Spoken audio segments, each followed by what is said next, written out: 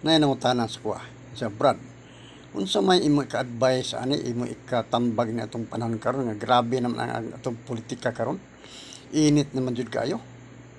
Ako pa sing itubag nga kung muuyon lang mo, muuyon mo tanan nga ina ni akong suggestion, akong advice niyo nga naman tay mga abogado di nga bright kayo, mga magitan, mga bar-top notchers,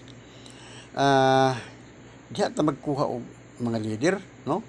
Gikan sa presidente, vice presidente, paingon sa senador, congressman, gobernador, mayor, hangtod sa barangay captain, no? Hangtod sa pinaka-boss. Ako anong advice nga ato ang lesa nga bunuton, no? By the number ba, no?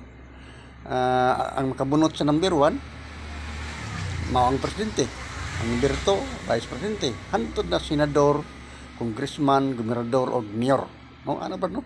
Parang husay to ba, no?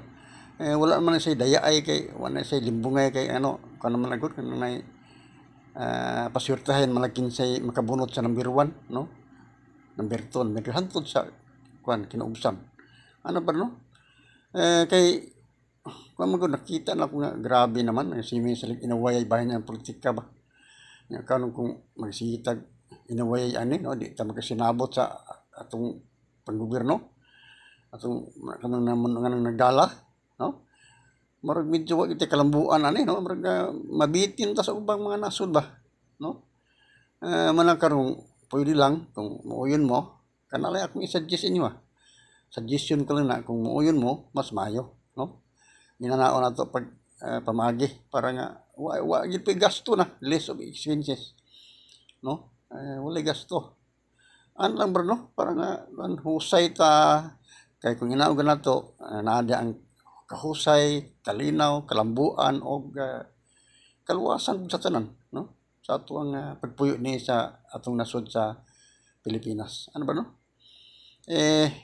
Wala na ko lang dugang pang isulti o ginatpon ta nga masabtan po ko ninyo, no? Maor ko akong ika-advise, Brad, no?